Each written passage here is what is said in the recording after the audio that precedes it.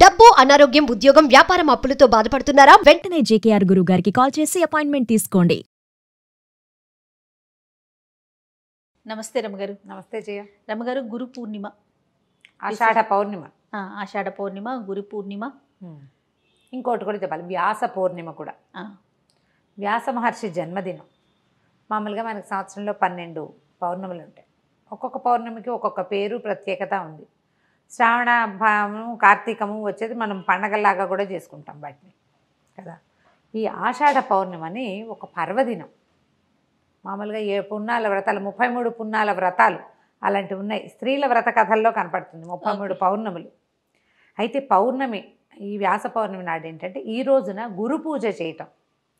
అధ్యాపకులే కాదంటే మనకి పాఠం చెప్పిన వాళ్ళే కాకుండా ఆధ్యాత్మిక గురువులు. మనం ఎవరినో ఒకరిని గురువుగా భావిస్తాం. గురువుని సత్కరించుకోవటం, గురువుకి పాదపూజ చేసుకోవటం, గురు వందనం చేయటం. వెళ్ళి మన మాస్టర్లు ఎవరికైనా సరే వీళ్ళ వల్ల మన జీవితం మారింది అనిపిస్తుంది ఒక్కొక్కసారి. వీళ్ళు చెప్పడం వల్లే. అందులో అప్పుడప్పుడు మన అమ్మ, నాన్న, మన వదిన వాళ్ళు కూడా ఉంటారు, మన బంధువులు కూడా ఉండొచ్చు, కుటుంబ సభ్యులు కూడా అయి ఉండొచ్చు. వాళ్ళు చెప్పిన ఒక థియరీ వల్ల, లేదా ఒక సలహా వల్ల, ఒక మంచి మాట వల్ల, వాళ్ళు ఇచ్చిన మోరల్ సపోర్ట్ వల్ల మనం జీవితంలో ముందుకెళ్తే వాళ్ళని మనం మా గురువుగా భావించవచ్చు. ఇది కాకుండా ఆధ్యాత్మిక గురువులు, ఆధ్యాత్మిక ప్రగతికి, ఉన్నతికి తోడ్పడిన వాళ్ళు ఎవరివైనా మనం ప్రవచనాలు వింటాం, వాళ్ళని గురువుగా భావిస్తాం. వాళ్ళు చెప్పినవి తూచా తప్పకుండా పాటిస్తాం సాధ్యమైనంత వరకు. ఏ ప్రవచనాలు లేకుండా కూడా ఒక్కొక్కసారి మనం కొంతమందిని, పెద్దవాళ్ళని గురువుగా భావిస్తాం. వారిని దర్శించుకోవటము, పూజించుకోవటము, అది ఈ రోజున చేసేది. అయితే వ్యాస భగవానుడు ఈ రోజున జన్మించాడు. కృష్ణద్వైపాయనుడని వ్యాసుడు, వ్యాస మహర్షి అని చెప్పుకుంటాం కదా. ఈయన ఏంటంటే ఇవాళ రోజున జన్మించడం వల్ల ఆయన జగద్గురువైన శ్రీకృష్ణుడిని మనకి పరిచయం చేశాడు. వ్యాస మహర్షి వల్ల, వ్యాస మహర్షి ఏం చేశారు, ఈ మన ఉద్గ్రంథంలాగా ఉండేది, వేదం అంతా ఒక ముద్దగా ఉండేది. అవును, దాన్ని చతుర్విభాగం చేశారు, 4 భాగాలుగా విభజించారు. విభజించిన తర్వాత ఆయన ఇంకేం చేశారు, బ్రహ్మసూత్రాలకి వ్యాఖ్యానం చేశారు. బ్రహ్మ చెప్పిన వాక్యాలని వ్యాఖ్యానించిన తర్వాత ప్రపంచానికి ఇప్పుడు ఇంత పెద్ద విషయం నీకు నాకు ఏమర్థమవుతుంది, సాధారణ వ్యక్తులకు అర్థం కాదు. మానవులకి ధర్మబోధన ఎలా చేయాలి అని ఆలోచించి అప్పుడే మరి వేదాలు కూడా మనుషుల కోసం చేయబడినవే కదా. ఇంత విభాగం చేసినా ఇలా షోడశ కర్మలు ఉన్నవాడు, సంస్కారాలు ఉన్నవాడే దాన్ని తెలుసుకోగలుగుతాడు. వాడు కూడా తెలుసుకోలేడు, చాలా గురువు వాడి చేత్తో పుచ్చుకుని ఉండాలి. గురువుని పాదాలు పట్టుకుని వదిలిపెట్టకుండా ఉండేవాడు తప్పిస్తే సాధారణ మానవుడికి ఆ విషయం తెలీదు. సాధారణ మానవుడికి ఈ విషయం అర్థం కాదు.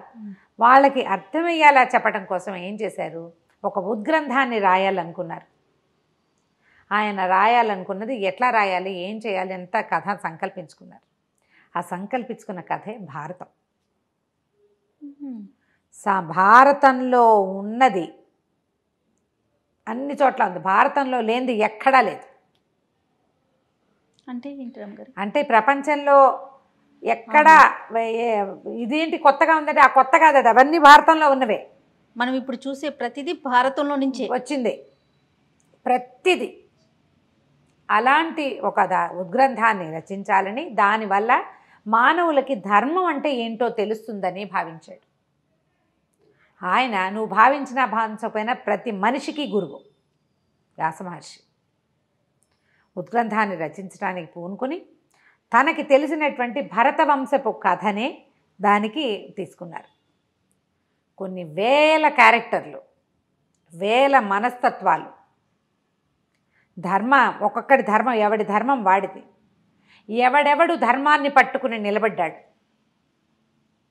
ధర్మం పక్కన నిలబడిన వాడు ఎలా ఉంటాడు, ధర్మం పక్కన నిలబడలేక తమ నుంచున్న చోటునే పట్టుకుని ఉన్నవాడు, అధర్మాన్ని పట్టుకుని నిలబడ్డవాడి పరిస్థితి ఏంటి, ఎట్లా ధర్మాన్ని పట్టుకున్నవాడు గొప్ప చరిత్ర గలవాడుగా ఉంటాడు, ధర్మాన్ని వదిలిపెట్టి అధర్మపు కొమ్ము కాసిన వాడు ఎంత అత్యద్భుతమైన వ్యక్తి అయినా కూడా చరిత్రహీనుడైపోతాడు. ఎలా నిద్దాగా ఉండాలో మనుషులు, కష్టాలు వచ్చినప్పుడు ఎలా ప్రవర్తించాలి, డబ్బు వచ్చినప్పుడు ఎట్లా ప్రవర్తించాలి, గర్వం వస్తే నీకు ఎట్లా శాస్తి చేస్తుంది ప్రకృతి, అవన్నీ కూడా వ్యాస భగవానుడు మనకు చూపించాడు.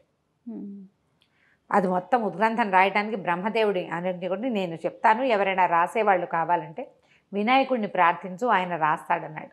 ఇప్పుడు మనం చదువుకునే మహాభారత గాథని వ్యాస మహర్షి చెప్తుంటే సాక్షాత్తు వినాయకుడే రాశాడు, ఘంటం ఆపకుండా. ఎక్కడైనా సరే ఆగిపోయావా, నేను ఆపేస్తాను, ఇంకా నేను రాయనన్నాడు వినాయకుడు అన్నారా? నాకు కంటిన్యూస్గా చెప్పుకుంటూ పోతేనే రాస్తానన్నట్టు. అయితే ఈయన ఏమన్నాడు, ఒక చిన్న సూక్ష్మం పెట్టారు, నువ్వు అర్థం చేసుకుని రాయాలి ప్రభు అని అడిగాడు. ఆయన ఒప్పుకున్నాడు. అందుకని ఈయన ఏం చేశాడు, కొన్ని వందల శ్లోకాలు, కొన్ని శ్లోకాలు చెప్పేసి ఎక్కడెక్కడ తను ఆలోచించుకోవాలో అక్కడ ఒక పెద్ద శ్లోకాన్ని చెప్పేవాడు. ఆ పెద్ద శ్లోకాన్ని వినాయకుడు అర్థం చేసుకునేటప్పుడు మిగిలిన శ్లోకాలు ఈయన వర్కౌట్ చేసేసుకునేవాడు. గ్రంథు అంటారు దాన్ని, గ్రంథులు అంటారు. గ్రంథాల్లో వచ్చేటువంటి గ్రంథి ముడి. 1,00,000 శ్లోకాలున్న మహాభారతంలో 8,800 గ్రంథులు ఉన్నాయి. వినాయకుడే మొత్తం రాశాడు. ఆ దానిని మనకు అందించిన వాడు వ్యాస భగవానుడు. మనకిప్పుడు మనం చూసే కథలు, మనం తెలుసుకునేటువంటి నీతులు, ధర్మం పట్ల మన విచారణ, మన ఆలోచన, వాటన్నిటికీ మూల కారణం మహాభారతం తెలియటమే. అందుకని దాన్ని పంచమ వేదం అంటారు. 4 వేదాల తర్వాత 5వ వేదంగా భాసిల్లింది. అందులోనే మనం ఇప్పుడు నిత్యము పారాయణ చేయాలి. దాని కల్పవృక్షం మన పాలిట. రోజు చదువుకుంటే మన జన్మ తరిస్తుందని భావించే విష్ణు సహస్రనామాన్ని వ్యాస భగవానుడే భారతంలో మనకు అందించాడు. భగవంతుణ్ణి మనకి చేరువ చేసిన వాడు వ్యాస మహర్షి. ఎందుకంటే ఇది ఒకటే కాదు, ఇందులో భగవద్గీతను కూడా మహాభారతంలోనే చెప్పారు. శ్రీకృష్ణ భగవానుడు అర్జునుడికి ఏం బోధించాడో మానవులకి సింపుల్గా చెప్పేశాడు. ఆయనే గురువు కదా మనకి. మరి వేరే ఆధ్యాత్మిక గురువు ఎందుకు? మనం మనుషుల్ని వెతుక్కోకర్లా, మనుషుల్ని వెతకవలసిన పనే లేదు. నా గురువు దొరకలేదు, నా గురువు దర్శనం ఎలా దొరుకుతుంది? కొంతమందికి ఆర్తిగా ఉంటుంది, ఫీల్ అయిపోతూ ఉంటారు, నాకు గురువు దొరకలేదు ఇంకా అని. వ్యాసుడే మన గురువు. భగవంతుడిని ఆయనే పరిచయం చేశాడు మనకి. 10 అవతారాలు ఎత్తాడు విష్ణుమూర్తి. ఏ ఒక అవతారంలోనూ ఇలా ఉండు ఇలా ఉండు అని మనకి చెప్పలే. కృష్ణ అవతారంలో చెప్పించాడు. భగవద్గీతలో ఆయన చెప్తాడు, నన్ను ఆశ్రయించు, నాతో ఉండు, నేను నీతో ఉంటా, నువ్వంటే నాకు చాలా ఇష్టం అని మనిషికి చెప్పాడు కృష్ణుడు. నువ్వు నాతో ఉండు, నన్నే గుర్తుంచుకో, నన్నే ఆశ్రయించు, నువ్వు చేసే పనులన్నీ నా మీదే పడే, నువ్వన్నీ నేను మోస్తా, ఎందుకంటే నువ్వంటే నాకు ఇష్టం. రామావతారంలో అలాంటి మాటలు ఏం వినలా మనం. నరసింహావతారం, వామనావతారంలో డైలాగులే లేవు, మనకు తెలీదు. ఆ కృష్ణుడు చెప్పిన వాక్యాలని మనకి చక్కగా బోధించేశాడు వ్యాస మహర్షి.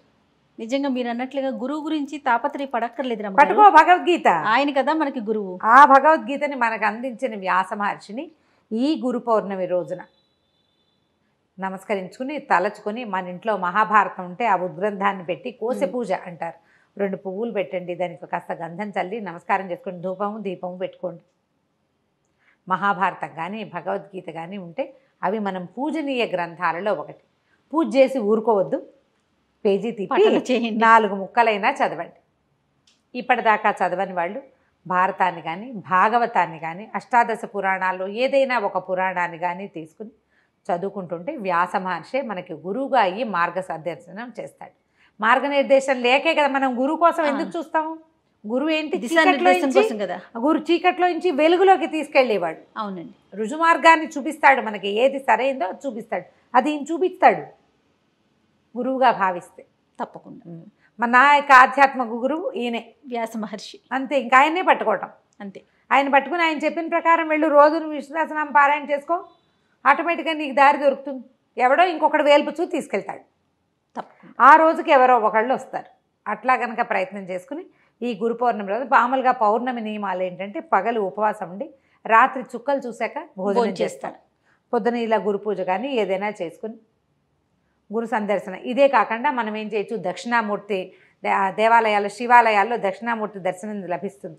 దక్షిణామూర్తి దర్శనాన్ని చేయొచ్చు. మేధో దక్షిణామూర్తికి పూజించుకోవచ్చు. దక్షిణామూర్తి స్తోత్రం చదువుకోవచ్చు. గురుపాదుకా స్తోత్రం అని దొరుకుతుంది, ఆదిశంకరులు చెప్పింది.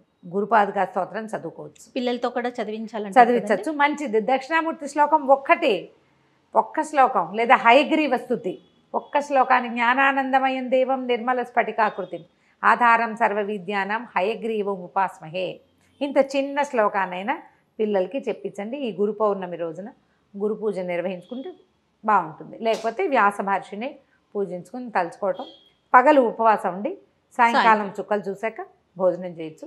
ఇట్లా ఈ మన ప్రతి ఇది కనిపిస్తుంది కదా మనకి చంద్రబింబంలో లలితాదేవిని ఉపాసించే విధానం కూడా మనం చేసుకోవచ్చు. ఈ లలిత అర్చన చేయటం అని ఇదివరకు మనం చెప్పాం. ప్రతి పౌర్ణమికి మనం చంద్రబింబంలో అమ్మవారిని భావించి సహస్రనామం చదువుకోవడం, లలితా సహస్రం చదువుకోవటం, పాయసం చేసి కొంచెం వెండి గిన్నెలో పాలు అన్నం మనం పరమాన్నం చేసుకుంటాం కదా, చిన్న వెండి పాత్రలో అయినా పెట్టి చంద్రుడి ముందు పెట్టి ప్రసాదం తీసుకుంటే చిత్తానికి సంబంధించిన మనసుకు సంబంధించిన సమస్యలు ఉంటే అవన్నీ తొలగిపోతే మానసిక ప్రశాంతత లభిస్తుంది. అది చేయలేని వాళ్ళు ఇలా చేసుకోవచ్చు. ఈ గురు పూజా మహోత్సవం సందర్భంగా మనం పౌర్ణమి సందర్భంగా మన గురువుల్ని తలుచుకునే అవకాశం కూడా మనకి లభిస్తుంది. తప్పకుండా. నమస్తే. నమస్తే.